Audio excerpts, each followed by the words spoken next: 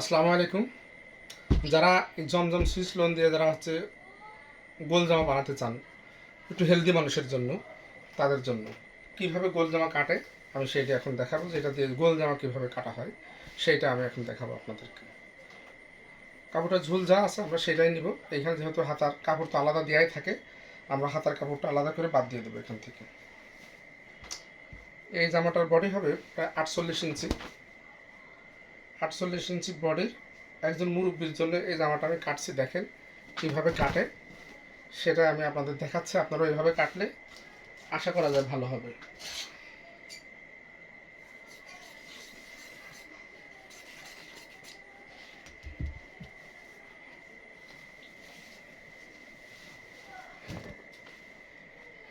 এটা ছিল জামার সামনের পার্ট, এটা হচ্ছে পেছন পার্ট। আমরা কি করবো, এইভাবে উল্টা দিক করে ভাঁজ করে নেব আগে।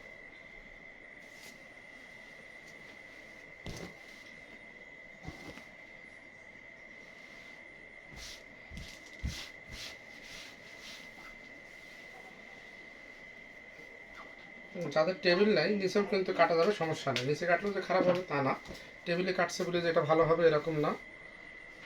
আপনি নিচে জামা কিন্তু মেঝেতেও কিন্তু কাটতে পারবেন, কোনো সমস্যা নেই। এইভাবে আমরা 4টা ভাঁজ দিয়ে নিলাম। আর যেটা গলার পাশ সেটা আমি এই দেখেন এই দিকে রেখে দিলাম। আবার এটা আপনি খেয়াল করবেন, যেহেতু গলা করা আছে, ডিজাইনটা গলা ডিজাইন করা আছে, তো আমরা এটা দেখবো যে ঠিক আছে কিনা এই মাঝের অংশটা।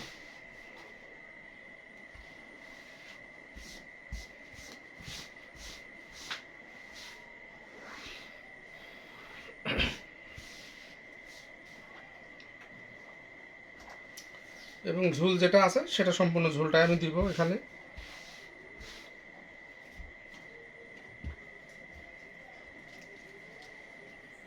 তোমার এটা হালকা একটা দেখে করে দাও। আমরা এখানে যেহেতু 48 ইঞ্চির একটা জামা, তার মানে বেশ উনি কিন্তু স্বাস্থ্যবানই হবে। তা আমরা এইখানে 7.5 ইঞ্চি নিলাম।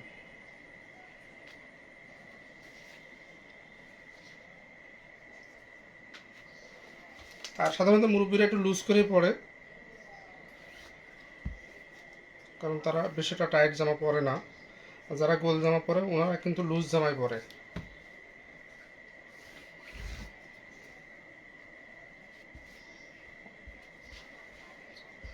তাহলে যেহেতু জামার বডি 48 ইঞ্চি, 48কে আমরা 4 ভাগ করবো, 4 12 48, তার মানে এখানে আমরা 12 ইঞ্চি নিব।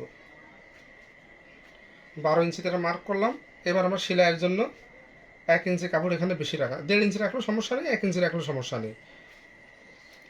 আচ্ছা, আর এইখান থেকে আমরা 13.5 ইঞ্চিতে এটা মার্ক করব।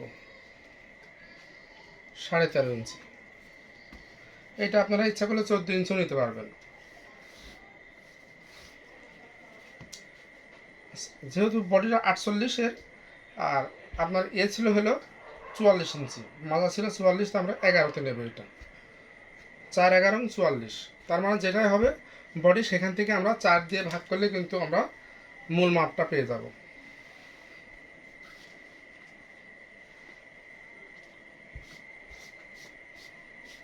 আর এইখানে যা আছে পুরোটাই উনি নেবেন, সে পুরোটা ঘেরে দেবো। যেহেতু গোল জামা সেহেতু আমরা তো পুরোটা ঘেরে এখানে দিয়ে দেবো। এখানে আর মাপার কিছু নেই।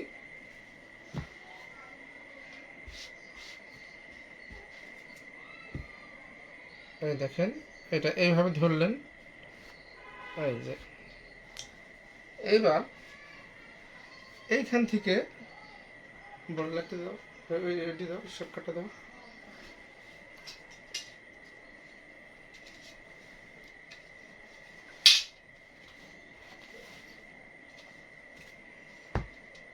আমরা একদম এই কর্নার বরাবর, এই মাজা থেকে, দেখা যাচ্ছে ক্যামেরা, মাজা থেকে এই এই মাজার দাগ থেকে আমরা বরাবর এইখানে বরাবর করে নামিয়ে দিলাম।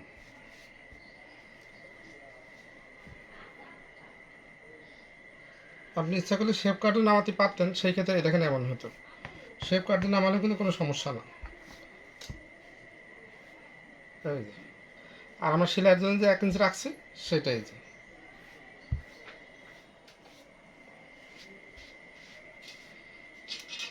এই হচ্ছে আমাদের গোল জামা কাটিংয়ের মার্কিং। আর এবার আমি আপনাদের দেখাবো যে হাতা কীভাবে কাটে, এই হাতার মহড়া কীভাবে নেয়। আমি ওনার যে পুরাতন জামা সেইটা আমরা মেপেছি, সেইটার মহড়া ছিল প্রায় 10 ইঞ্চি। এই দেখেন আমাদেরটাও কিন্তু 10 ইঞ্চি আসছে। আপনি যদি আবার এইখান থেকে এভাবে মাপতেন তাই কিন্তু দেখেন 10 ইঞ্চি আসছে। আর যেহেতু এইটা দেখেন আপনারা এইখানে 1.5 ইঞ্চি নেবেন, 1.5 ইঞ্চি সামনের পাটটার জন্য, আর পেছন পাটটার জন্য আপনি কিন্তু 2 ইঞ্চি রাখবেন। হ্যাঁ, যে যখন পেছন পাটটা আমি কাটবো তখন আমি আপনাদের দেখাচ্ছি। যেহেতু এটা সামনের পাট, দুইটা পাটে একসাথে রয়েছে, তাই আমরা এখানে 1.5 ইঞ্চি রেখে আমরা কেটে দেবো। একটু বেশি করে কাটবো, তারপরে আমি সামনের পাটটা তালপাট ছেটে দেবো।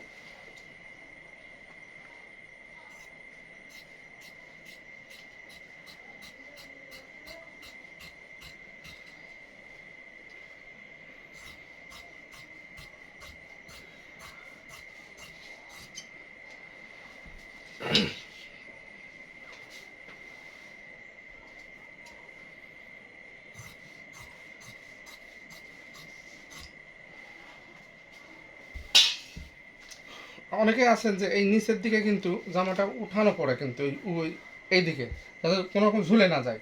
তা আমি যে মুরব্বির জন্য বানাচ্ছি উনিও কিন্তু তাই পরে, আমি দেখেছি তার জামাটা কোনা যেন না ঝুলে।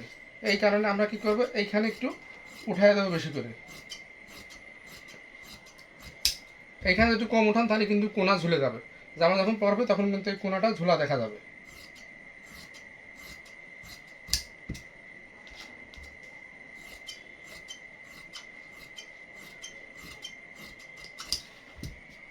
আচ্ছা, এই হলো আমাদের জামা কাটিং হয়ে গেল।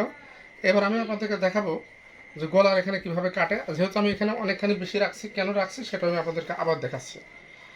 আমরা গলার এখানে 3.5 ইঞ্চি নিলাম, আর এইটা উনি বড় গলায় পরে, তাই আমি এখানে 7 ইঞ্চি দিব। যেহেতু উনি বড় গলা পরে,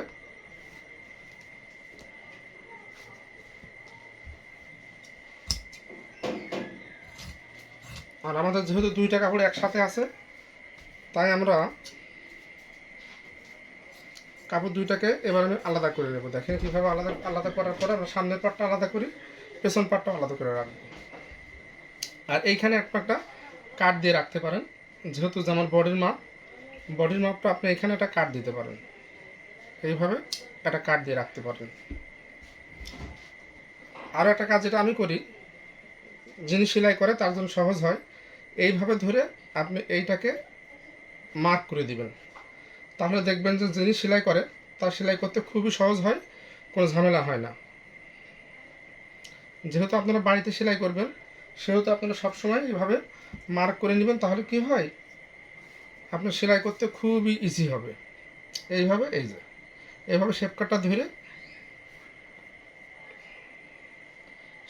ধরবেন, ধরে এইভাবে আপনি মার্ক করে দেবেন, তাহলে সেলাইয়ের ক্ষেত্রে আর কম বেশি হয় না। এখন আমি সামনের পার্টটা আর পেছনের পার্ট আলাদা করে ফেলবো। এইটা হচ্ছে পেছন পার্ট, এইটা হচ্ছে সামনের পার্ট। দেখেন আমি এখন সামনের গলাটা কেটে নিয়েছি, গোল গলা উনি নেবেন, গোল গলায় কাটলাম এখানে দেখেন। আচ্ছা, যেহেতু এইখানে আমি বলছিলাম আপনাদেরকে, যদি আমি পেছন পাটের জন্য রাখছিলাম 1.5 ইঞ্চি, 2 ইঞ্চি রাখছিলাম পেছন পাটের জন্য, সামনের পাটের জন্য আমরা এখন তাল পাট মতো কাটবো, তাই এইখানে একটু ডিপ করে দিব। পেছনতে যা কাটছিলাম তার থেকে একটু, এই দেখেন।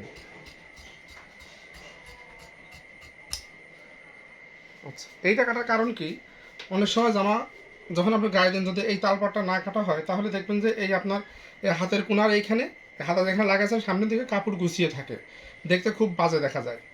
আবার যদি আমি দুইটাই যদি এভাবে ডিপ করে কাটতাম তাহলে কিন্তু পেছন দিকে এভাবে যখন সে পরবে হাতটা এরকম করলেই কিন্তু জামা পেছন দিকে টেনে ধরবে। এই কারণে আমরা এইখানে একটু কাপড় বেশি রেখে দিয়েছি এইখানটায়, যাতে ওই টানটা না খায়, সেই কারণে।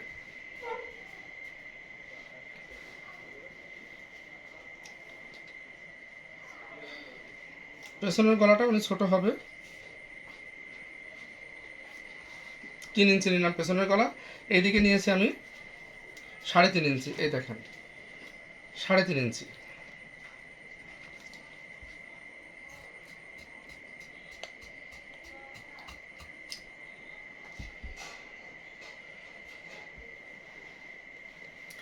এই হয়ে গেল আমাদের গোল জামা কাটা।